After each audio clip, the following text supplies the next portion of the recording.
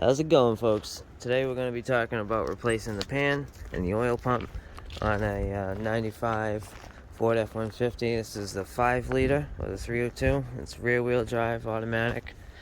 So there's plenty of videos out there that talk about this, but on this particular model I haven't seen, because on this particular model you have to cut out part of the exhaust and then drop the pan and lift the engine, and then you have to unbolt the oil pump before the pan will come off. So let's get into it. So one of the first things that we got to do before we can remove this pan is cut the exhaust in these two places so that you can take this bit out, and then the pan will have room to come out. And before lifting the engine, you're going to want to remove the shift linkage here and pop it off of here, and then you can tuck this out of the way. So for your sake, I'm going to hope you have a normal engine hoist, but if not, you're going to want to come along rated at 4,000 pounds. This one's rated for 2, and I mean, look at the thing's about to kill me. This is only rated for 1,000, and it's not even breaking a sweat, so, you know, something's going wrong here. So, you should also not use straps, you know, do as I say, not as I do. But, go ahead and wrap it around right up tight to the block, wrap it around at least 2. I mean, 1 will probably be fine, but 2 works for me.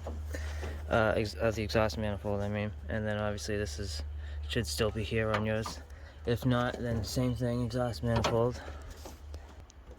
You're gonna have to disconnect the air intake right here, because this is stationary and the engine's gonna move.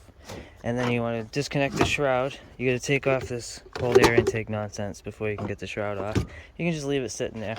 And you can leave the radiator hoses hooked up. I took off the leads for the alternator because they were a little short, and the alternator's bad on this anyways, so I'm gonna have to do that regardless. And that is about it. You can start raising the engine up real nice and slow. You gotta watch. You see those 2 tiny little lines right there? That's for the transmission oil cooler. You gotta watch those because they it's very close. You know, if there's a little difference in your model, you might end up breaking the things. So start lifting the engine up, listening real close, and you want to go until you're pretty much touching the firewall, keeping in mind the smog valve for the smog pump to blow air into your cat. The valve for that is back there, and that can hit the firewall first. You've also got 2 fuel lines. Focus those 2 fuel lines right there and there. So before you go lifting the engine, you gotta come under here, and you want to undo the 2 bolts. I mean the 2 nuts. I kept them there for storage on the transmission mount. And then you come up to the engine, and you see there's 1 engine mount there, another engine mount right there. Of course, the oil pan's going to be in the way for you. But what I did, since I'm by myself, is I used nuts, or you could use wood blocks, that's pretty common. But I put a rubber band around the stud to hold the nut while the engine's up in the air. And then I've run up there and lower the engine onto those nuts. Once you've got the engine lowered onto those nuts, or wood blocks or whatever, you want to get rid of this brush guard that's protecting the power steering cooler and stuff. And once you got that all taken care of and the weight's on the blocks, you come in the front, undo all the bolts, drop the oil pan. Now the oil pan's going to be resting on this cross member thing here, you know. That's the whole point, we can't get it out. But before you can get the pan out, we've now got to come up here and what the hell is that thing, right? Well, that's the oil pump. So while the pan's hanging, reach up in there. There's that coolant line, the lower radiator hose is going to be in your way, but you just fight around it. You know, you want to use some funky angles so you can get the wrench under this, but you definitely want to be careful you're not stripping this nut, because new oil pumps don't come with new bolts. Alright, now for the back bolt, you're going to want to come up on this side through the hole for your oil filter. And you can see the one to the left of the picture is the one we already loosened with the wrench. And the one that has the mini ratchet on it is the back bolt we're taking care of now. So after you get those 2 bolts at the oil pump off, and now the oil pump should be hanging by the suction tube, you want to come down to the passenger side by the drain plug. Up here, you'll see that one of the crank bolts has an extra nut down here and a little thing hanging. Well, that's the pickup tube, and the screen is down in the pan here. So now you gotta get this nut off, and then the oil pump, the suction tube, and all in the screen and everything will all fall into the pan once you get this nut off. And once all that's taken care of, you gotta come over here with a jack to the back of the transmission, the output shaft, or the prop shaft, whatever you want to call it. And you're gonna use a wood block, because you know, you don't want to be scraping metal on metal and whatnot. And you're gonna jack it up gently right here. It doesn't take much, so if you're cranking a bunch of force into this, something's wrong. Figure it out before you break something. And then once you get it up high enough so that these bolts are, or the studs are flush with this, that's when you can come up here and start working on removing or installing the oil pan.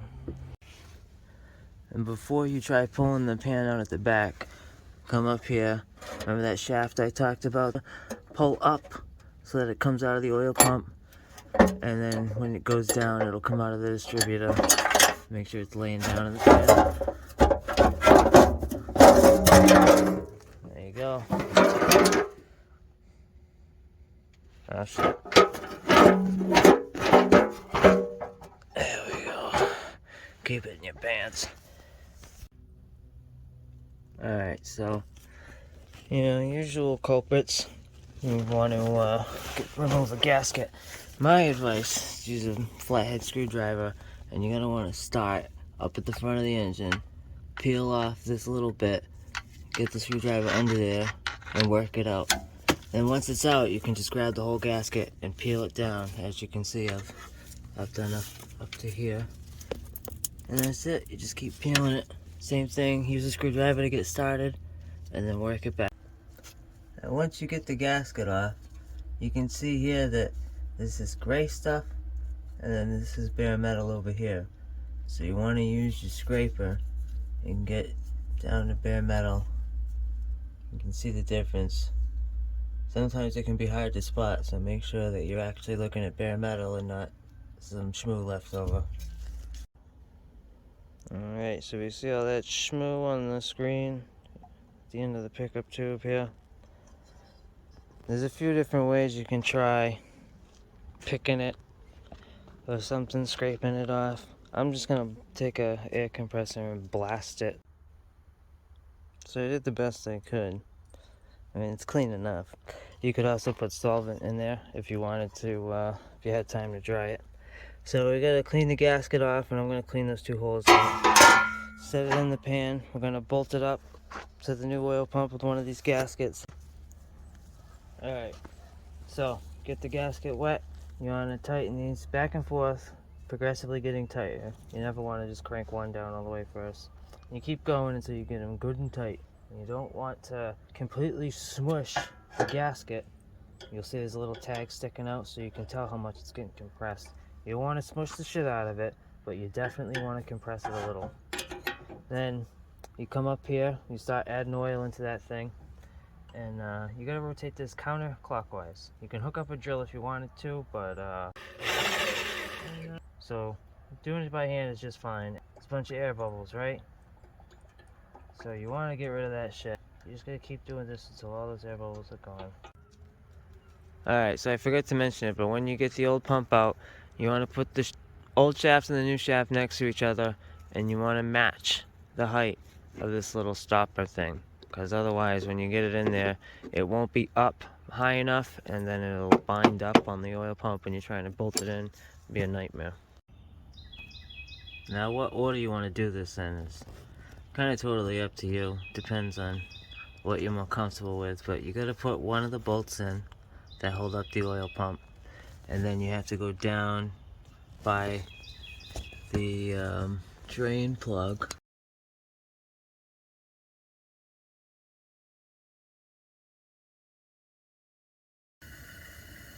So we got the pan back up with the pump torqued good and tight. We got the shaft installed. All the gaskets are good here. The suction tube, both of these bolts are torqued, and the supporting nut down there is torqued. So we put these stay-up clips into the holes at this end. And this gasket is meant to go with no RTV. However, you see that split right there, that's the timing cover. And you know, this is an oil cavity, so it'll be pressurized, so you'll get shit coming out of that crack if we don't put a little RTV across that crack. And there's one on the other side too, obviously, but otherwise it's supposed to go up dry, so I gotta clean all this oil off it. I'm gonna put a little dab of RTV right in the dead center of that crack, and I'm talking a tiny dab, like the width of that center track on that thing. That's about how much is going on that crack. And then put it up, put the push the gasket up, then we push the pan up onto these clips, and then the things that help you apply the pressure evenly, whatever the fuck they're called, those go up last. And when you're tightening up the bolts on the oil pan, you know, I mean, I hope this is already common knowledge for you, but you really want to alternate, you know, tighten up just gently, finger tighten at this end, and then on the opposite side at that end, and you know, work your way crisscross, slowly tightening things finger tight. Once it's finger tight, then you do that same thing over again, but you get it like snug, and then you crank it a little more, and you make sure that you're doing it evenly. That's really the key, is even. Alright, so after you get the weight back on the frame, you're gonna come under here, make sure that these are actually poking through the hole the way they're supposed to be. And you can, you know, check the pattern from where the nut was, make sure it's pretty close. I mean, if the engine isn't sitting level, it's gonna be obvious. Same thing on this side. You can see from the whole, the pattern from the nut that it's not quite where it was, but it's close enough that I really don't give a shit.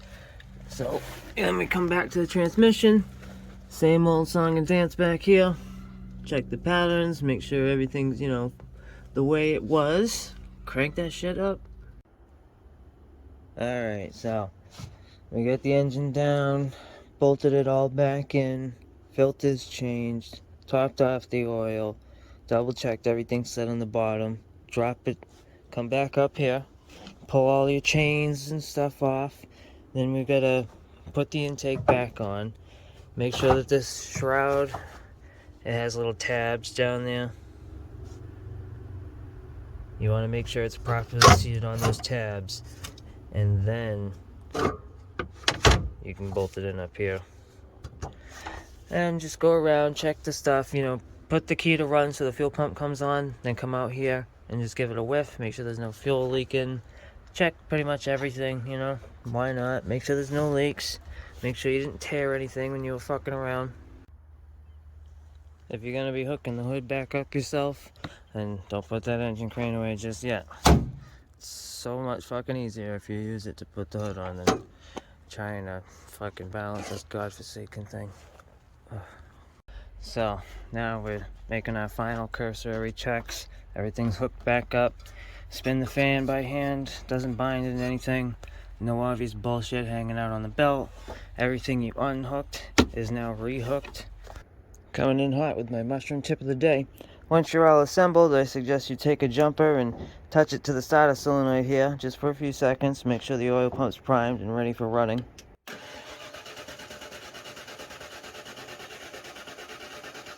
Maybe do that a couple times. You know, you just want to make sure that there's some oil in there.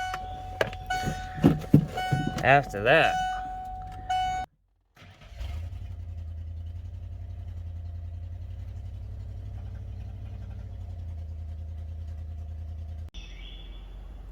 so after you've successfully run it for a short amount of time with stable oil pressure, that's when we can come back around. Now you want to do all those checks over again, because you know, you got to make sure that nothing's been fumbling, flicking, flopping, blowing, pissing, spraying. General checks after you've just done some work. And everything looks pretty good. No seepage, no blowage. If for whatever reason you can't buy the proper couplers to reattach them, you can cut pieces of scrap metal, scrap pipe. You could even use soda cans and hose clamps if you really had to. I'd just layer it up because this is going to be really hot right here. But you just put those on with clamps. If you got a welder, and tack them in, fill it out. But otherwise, this will quiet it down enough so you won't get pulled over. And while all that was going on, you wanted to take these things, you know, that give even pressure for the oil pan gasket. You wanted to hit those with a wire wheel real quick and paint them, because I'm sure that yours are rusty as all hell. Well, I hope you found that useful, and join me next time we talk about thermostats. I got grease on my phone. Grease.